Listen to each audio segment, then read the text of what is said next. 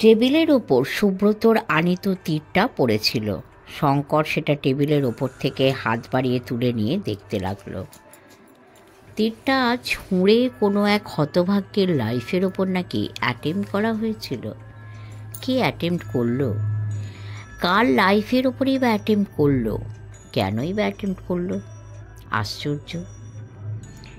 সহসা একসময় সুব্রত চোখ খুলে সামনের দিকে তাকিয়ে শঙ্করের হাতে তীরটা দেখতে পেয়ে চমকে বলে উঠল, আরে সর্বনাশ, করেছেন কি? তারপর কি একটা বিপরীত কাণ্ড ঘটিয়ে বসবেন। রাখুন রাখুন, তীরটা রেখে দিন। কে জানে কি ভয়ঙ্কর বিষ তীরের ফলায় মাখানো আছে। শঙ্কর এক প্রকার থতমত খেয়ে তীরটা টেবিলের ওপরে নামিয়ে রাখল। এমন সময় ভৃত্য গরম চায়ের কাপ হাতে ঘরে ঢুকে কাপটা টেবিলের ওপরে সুব্রতর সামনে নামিয়ে রেখে নিঃশব্দে কক্ষ থেকে বের হয়ে গেল। সুব্রত ধুমায়িত চায়ের কাপটা তুলে চুমুক দিল।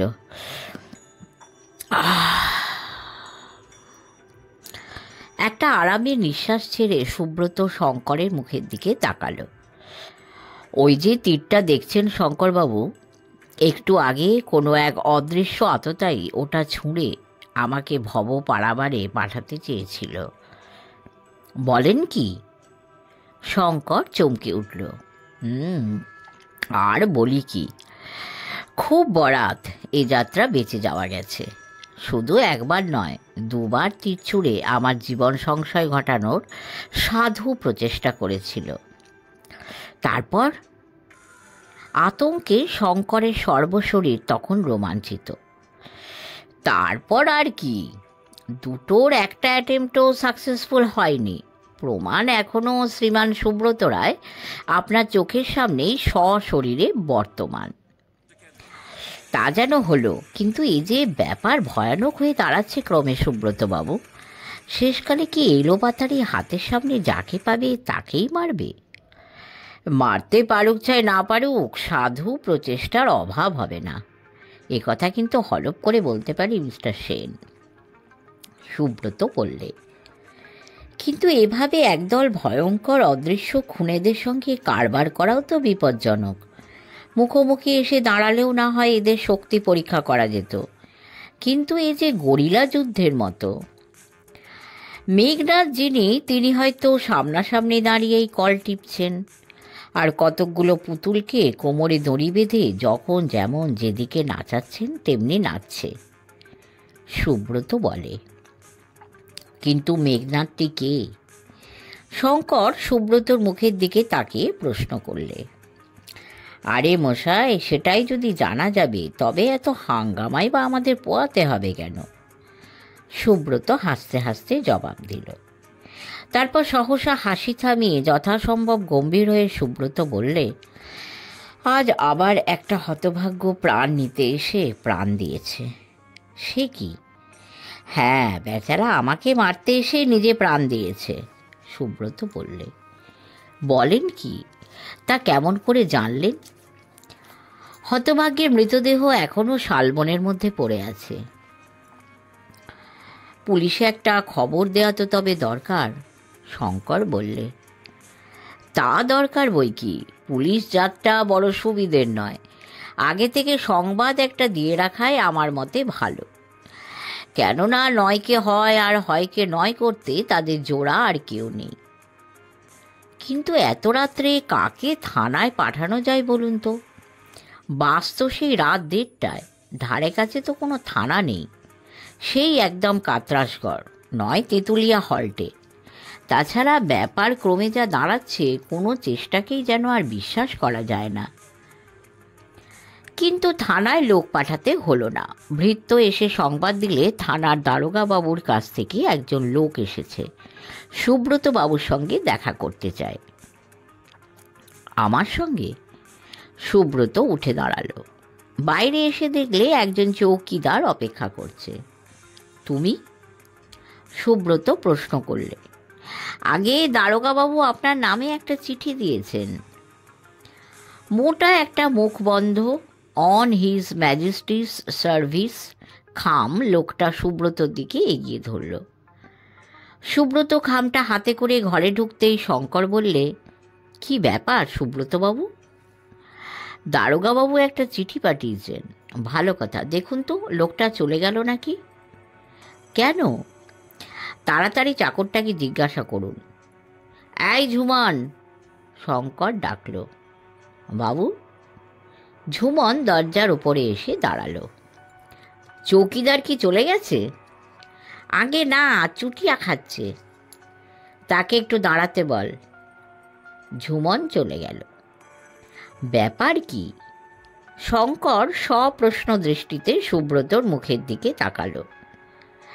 এই লোকটার হাতেই দারোগাবাবুকে শালবনের খুন সম্পর্কে একটা খবর দিয়ে দিন না, তাহলে আর লোক পাঠাতে হয় না। হ্যাঁ, ঠিক বলেছেন। শঙ্কর তাড়াতাড়ি একটা চিঠির কাগজে সংক্ষেপে শালবনের খুন সম্পর্কে যতটা সুব্রতর কাছে শুনেছিল লিখে চৌকিদারের হাতে দিয়ে দিল, দারোগাবাবুকে দিয়ে দেবার জন্য। চৌকিদার চলে গেল। সুব্রত খামটা খুলে দেখলে গোটা 3-4 পুলিশ মর্গের রিপোর্ট ও তার সঙ্গে ছোট্ট একটা চিরকুট। সুব্রতবাবু, ময়না তদন্তের রিপোর্ট পাঠালাম। কাজ হয়ে গেলে যত তাড়াতাড়ি পারবেন ফেরত দিলে সুখী হব। আর দয়া করে কিরিটিবাবু এলে একটা সংবাদ দেবেন। কত দূর এগুলো? নমস্কার। কিসের চিঠি সুব্রতবাবু? শঙ্কর প্রশ্ন করল। এখানে ইতিপূর্বে যেসব ম্যানেজার মারা গেছেন তাদের ময়না তদন্তের রিপোর্ট। ঠাকুর এসে বললে, আগে খাবার প্রস্তুত। দুজনে উঠে পড়ল। খাওয়া দাওয়ার পর সুব্রত মাথার ধারে একটা টুলের ওপরে টেবিল ল্যাম্পটা জ্বালিয়ে কম্বলে গা ঢেকে শুয়ে পড়ল। তারপর আলোর সামনে রিপোর্টগুলো খুলে এক এক করে পড়তে লাগলো। মৃত্যুর কারণ প্রত্যেকবারই এক। প্রত্যেকেরই শরীরে তীব্র বিষের ক্রিয়ায় রক্ত জমাট বেঁধে মৃত্যু হয়েছে এবং প্রত্যেকেরই গলার পিছন দিকে যে ক্ষত পাওয়া গেছে সেখানকার টিস্যু পরীক্ষা করে দেখা গেছে সেখানকার টিস্যুতে সেই বিষ ছিল। সিভিল সার্জনের মতে সেই ক্ষতই বিষে প্রবেশের পথ। তাহলে বোঝা যাচ্ছে ময়না তদন্তের রিপোর্ট থেকে যে নিছক গলা টিপেই খুনগুলো করা হয়নি। ময়নাতদন্তের রিপোর্টের সঙ্গে কেমিক্যাল এক্সামিনারদের কোনো রিপোর্ট নেই, তাহলে জানা যেত কী ধরনের বিষ প্রয়োগ করা হয়েছিল। তবে এইটুকু বেশ স্পষ্ট বোঝা যায় বিষ অত্যন্ত তীব্র শ্রেণীর। কিন্তু প্রত্যেক মৃত ব্যক্তির গলার পিছন দিকে যে 4টে করে কালো কালো ছিদ্র বা ক্ষত পাওয়া গেছে সেগুলোর তাৎপর্য কী? কিভাবে সেগুলো হলো? কেনই বা হলো?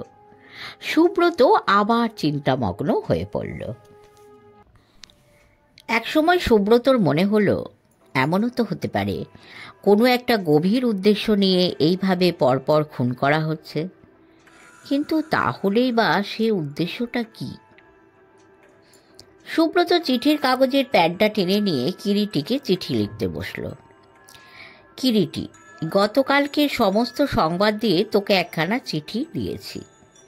ভেবেছিলাম আজ আর বুঝি তোকে চিঠি দেওয়ার মতো কোনো প্রয়োজনই থাকবে না, কিন্তু এখন মনে হচ্ছে কতগুলো ব্যাপারে পরামর্শ নেওয়া একান্ত প্রয়োজনীয় হয়ে দাঁড়াচ্ছে। আজ আবার অতর্কিতভাবে এক হতভাগ্য সাঁওতাল কুলি আমাকে খুন করতে এসে নিজে অদৃশ্য এক আততায়ীর হাতে প্রাণ দিয়েছে। এই শত্রুর দেশে কে আমার এমন বন্ধু আছেন বুঝলাম না, যিনি অলক্ষ্যে থেকে এভাবে আমার প্রাণ বাঁচিয়ে গেলেন। এ ব্যাপারটার যে এক্সপ্লেনেশন আমি আমার মনে মনে খাড়া করেছি, আসলে হয়তো মোটেই তা নাও হতে পারে। হয়তো এটা আগাগোড়ায় সবটা আমার উর্বর মস্তিষ্কের নিছক একটা অনুমান মাত্র। কিংবা হয়তো এমনও হতে পারে তাদেরই দলের কেউ তার উপরে হিংসা পোষণ করে বা অন্য কোনো গূঢ় কারণবশত তাকে খুন করে গেছে অলক্ষ্যে থেকে। তবে ময়নাতদন্তের একটা রিপোর্ট আজ কিছুক্ষণ আগে দারোগাবাবু দয়া করে আমাকে পাঠিয়ে দিয়েছেন। তাতে দেখলাম হতভাগ্য ম্যানেজারদের মৃত্যুর কারণ বিষ। মাইনের মধ্যেকার ব্যাপারটা এখনো জানা যায়নি, তবে রিপোর্ট দেখে মনে হয় 10 জনই খুন হয়েছে। বুঝতে পারি না এরকম নৃশংসভাবে একটার পর একটা খুন করে কি লাভ থাকতে পারে খুনির। আর ম্যানেজারগুলো তো তৃতীয় পক্ষ। তাদের নিজস্ব কি এমন ইন্টারেস্ট খনি সম্পর্কে থাকতে পারে যাতে করে তাদের এভাবে খুন হওয়ার ব্যাপারটাকে এক্সপ্লেন করা যেতে পারে?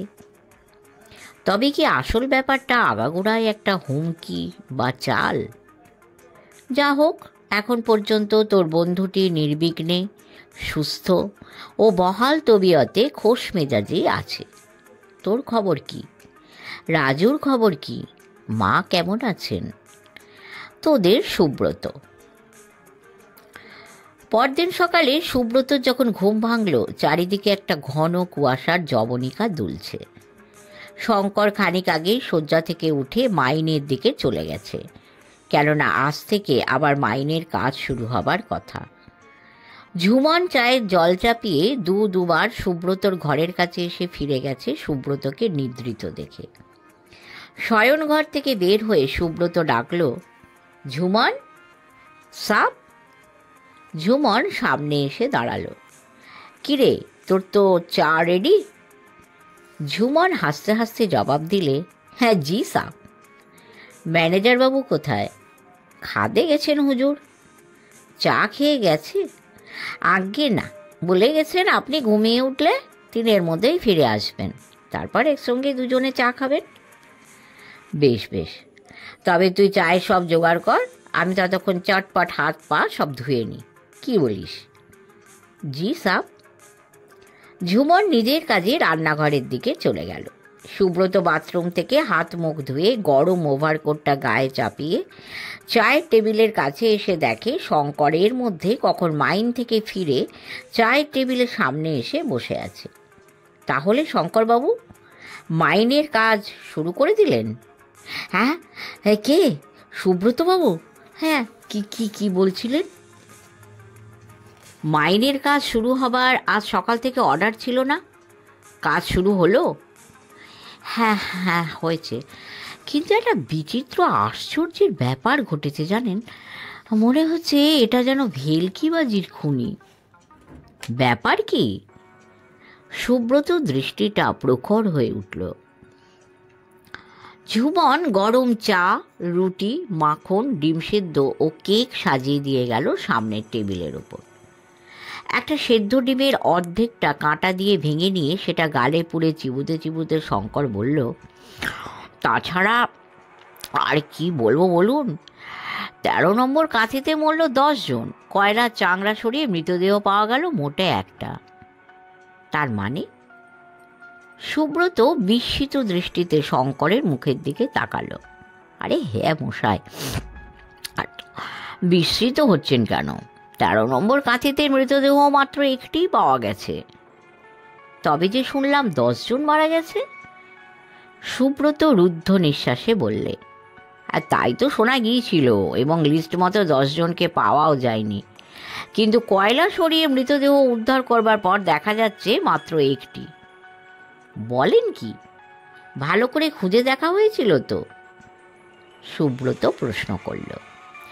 আমি নিচে পর্যন্ত দেখে এসেছি, মানুষ তো দূরের কথা, একগাছি চুলও দেখতে পেলাম না। আশ্চর্য। তারপর আবার সুব্রত জিজ্ঞাসা করল, 13 নম্বর কাঁথিতে কাজ চলছে নাকি?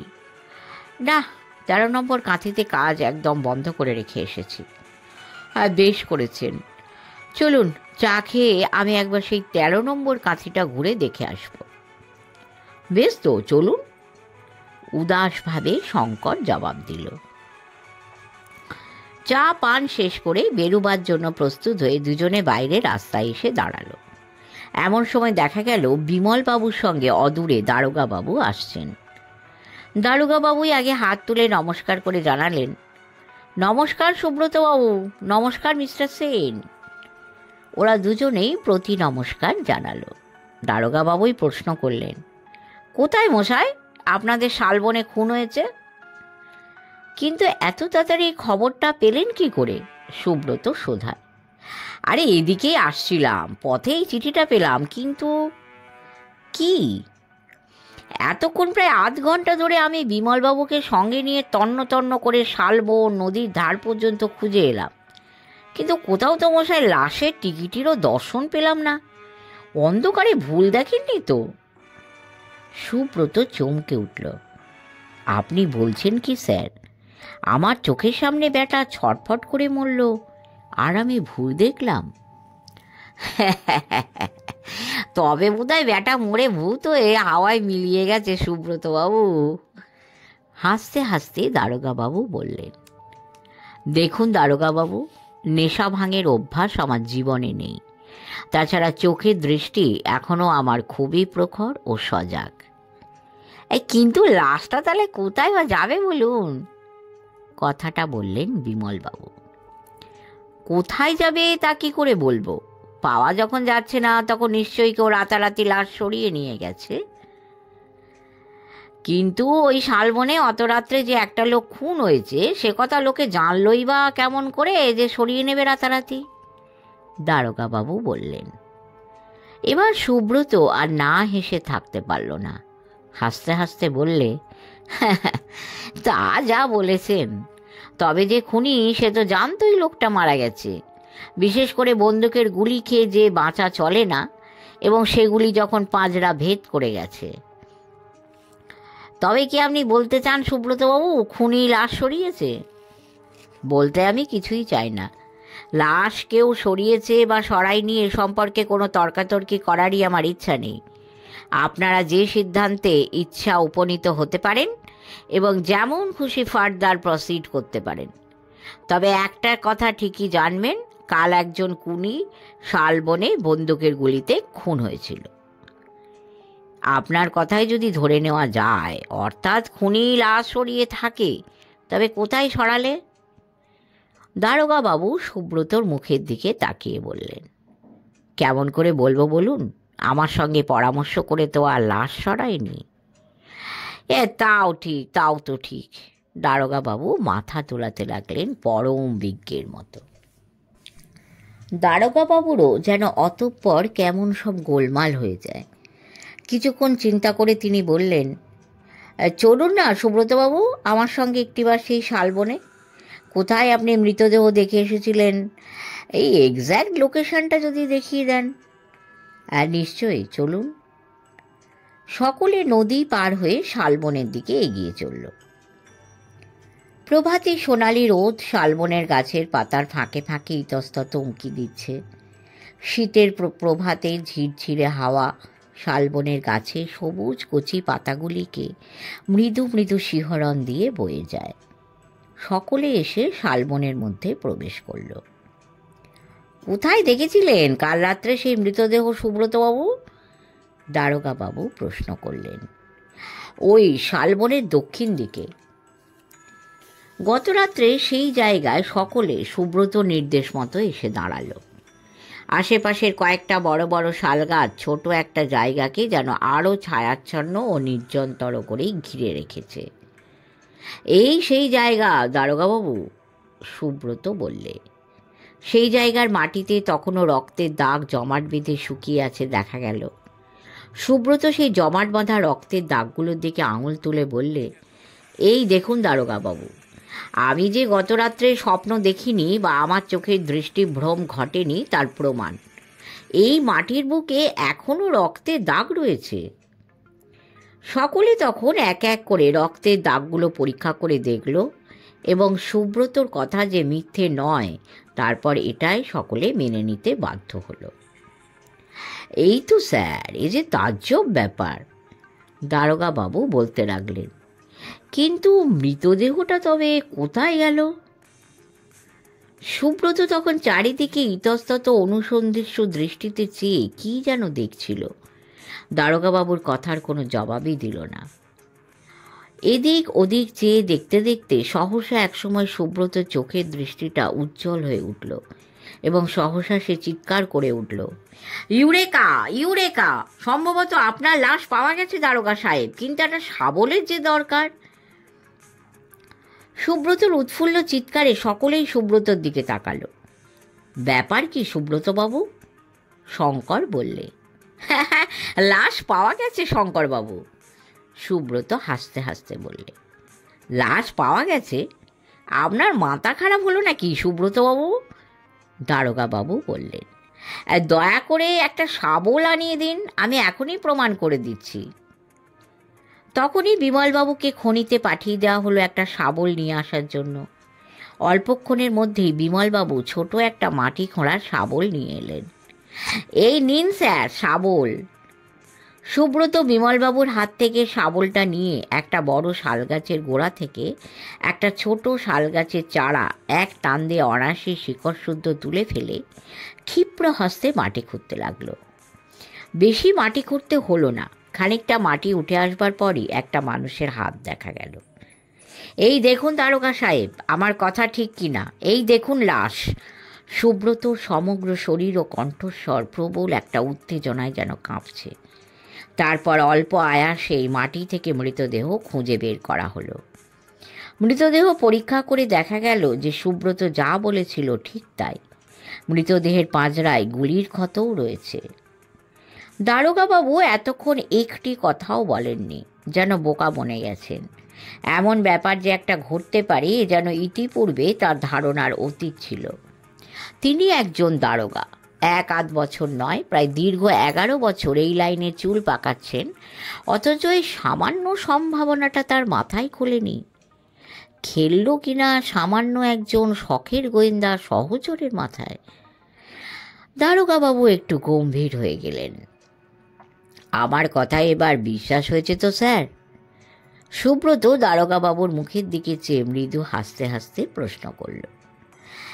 এখনো আর না বিশ্বাস করে কি কেউ পারে সুব্রতবাবু? বললে শঙ্কর। কিন্তু আপনার তীক্ষ্ণ বুদ্ধির প্রশংসা না করে আমি পারছি না সুব্রতবাবু।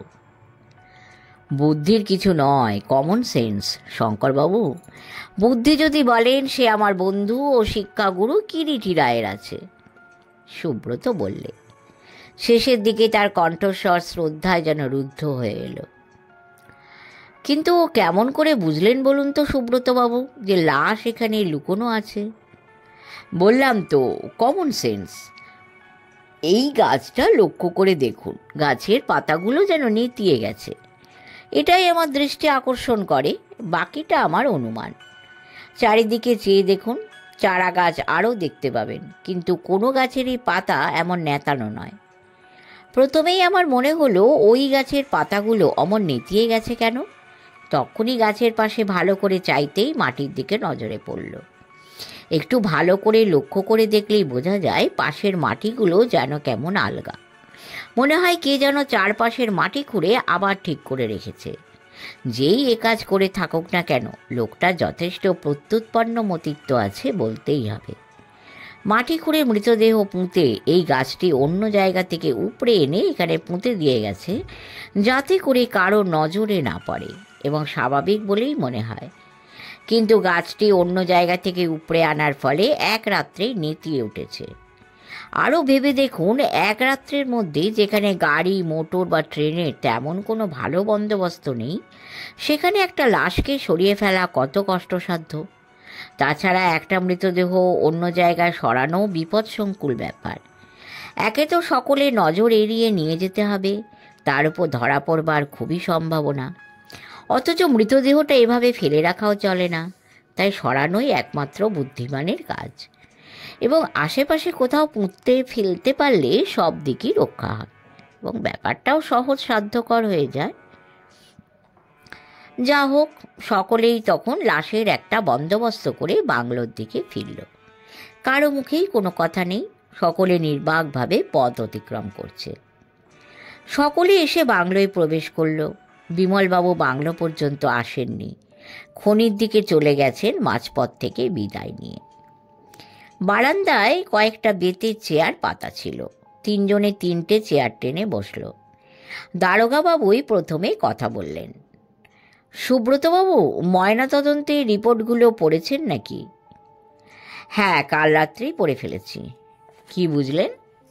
সামান্যই, তার থেকে কোনো সিদ্ধান্তে উপনীত হওয়া চলে না। আচ্ছা দারোগা সাহেব, এই কেসগুলোর কেমিক্যাল এক্সামিনেশনের রিপোর্টগুলো আপনার কাছে আছে নাকি? না, তবে বলেন তো, চেষ্টা করে আনিয়ে দিতে পারি কোয়ার্টার থেকে। দরকার আছে নাকি? হ্যাঁ, পেলে ভালো হতো। একটা কাজ করতে পারবেন দারোগা সাহেব? হ্যাঁ বলুন।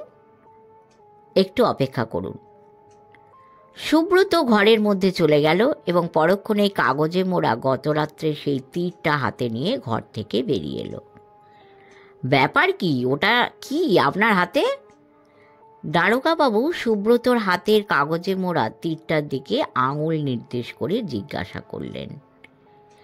কাগজের মোড়কটা খুলতে খুলতে সুব্রত বললে, এটা একটা তীর। এর ফলায় আমার মনে হয় কোনো মারাত্মক রকমের বিষ মাখানো আছে। দয়া করে এটা ধানবাদের কোনো কেমিস্টের কাছ থেকে একটু এক্সামিন করে কি বিষ আছে জেনে আমায় জানাতে পারেন? চেষ্টা করতে পারি, তবে কতদূর সফল হব বলতে পারি না। তার চেয়ে কলকাতায় পাঠিয়ে দিই না কেন? 1 সপ্তাহের মধ্যেই কেমিক্যাল এক্সামিনারের রিপোর্ট পেয়ে যাবেন। দেখুন, যদি ধানবাদে সুবিধা না হয় তবে কলকাতাতেই পাঠান। তখনকার মতো চা জলখাবার খেয়ে দারোগাবাবু বিদায় নিয়ে চলে গেলেন। শঙ্কর খাদের দিকে রওনা হলো। সুব্রত চেয়ারটার উপরে গা এলিয়ে দিয়ে সমস্ত ঘটনাটা চিন্তা করতে লাগলো। শেষ হলো 4র্থ পর্ব। পরের অন্তিম পর্ব নিয়ে খুব শীঘ্রই আসব। ঈশ্বরের করুণায় প্রত্যেকে ভালো থাকবেন। অনেক সাবস্ক্রাইব, শেয়ার এবং লাইক দেবেন। অনেক অনেক ধন্যবাদ।